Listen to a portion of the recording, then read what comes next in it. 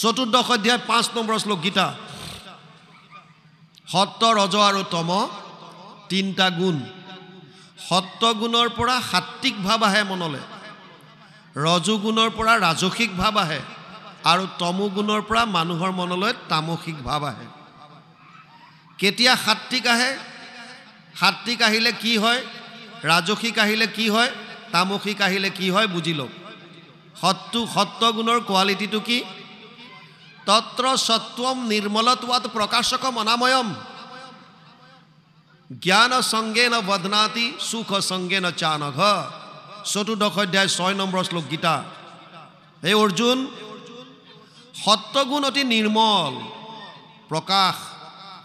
আমাৰ ভিতৰৰ যিমান অজ্ঞানতা আছে সব আঁতৰাই পঠিয়ায় অন্ধকাৰ সব দূৰ কৰি পোহৰ কৰি তোলে সত্যগুণ বৃদ্ধি হলে মানুহ ধীৰ স্থিৰ হয় ঈশ্বৰমুখী হয় জনকল্যাণ কৰিবলৈ মন যায় ভাল ভাল কাম কৰিবলৈ ইচ্ছা যায় সত্যগুণ যেতিয়া বৃদ্ধি হ'ব নিজৰ কৰ্তব্যৰ প্ৰতি অগ্ৰসৰ হ'ব ঈশ্বৰমুখী হ'ব ৰজগুণ ৰজো ৰাগাত্মকম বৃদ্ধি তৃষ্ণা সঙ্গ সমুদ্ভৱম তন নিবধ্নন্তি কৌন্তেয় কৰ্ম সঙ্গেন দেহিনাম চতুৰ্দশ অধ্যায় 7 নম্বৰ শ্লোক গীতা হে অৰ্জুন ৰজগুণটো হৈছে আসক্তি বঢ়ায় আসক্তি কৰ্মৰ প্ৰতি টকা পইচা ঘৰ দুৱাৰ ইত্যাদি আৰু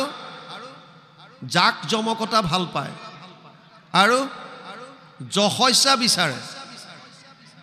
মই গ'লে মোৰ বেলেগ এটা নাম মোক মানুহে অলপ বেলেগ ধৰণে চাওক মোৰ কাৰণে চেয়াৰখন অলপ বেলেগ হওক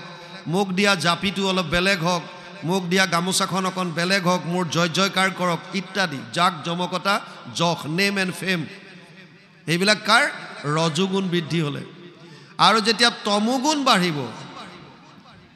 তমোগুণ বাঢ়িলে তমস্তু অজ্ঞানজম বৃদ্ধি মোহনম সৰ্বদেহিনাম প্ৰমাদ আলস্য নিদ্ৰাভিত তামসম উদাহৃতম তমোগুণটো চতুৰ্দশ অধ্যায় 8 নম্বৰ শ্লোক তমোগুণটো অজ্ঞানৰ প্ৰতীক তমোগুণ বাঢ়িলে তিনিটা মূল কথা কৰিবলৈ মন যায় এটা হৈছে প্ৰমাদৰ দৰে কৰ্ম কৰে এটা হৈছে কৰিবলগীয়া কৰ্মখিনি পিছলৈ থৈ দিয়ে এলেহুৱা ভাৱ বা আলস্য আৰু এটা হৈছে শুই থাকিবলৈ মন যায় বেছিকৈ শুই থাকিবলৈ যাৰ মন যায় যি সন্মুখত কৰ্তব্য কৰ্ম থকাৰ পাছতো পিছত কৰিম বুলি থয় আৰু যি প্ৰমাদৰ দৰে কাম কৰে উন্মত্তৰ দৰে কাম কৰে তেতিয়া গম পাব যে ইয়াৰ তমোগুণ বৃদ্ধি হৈছে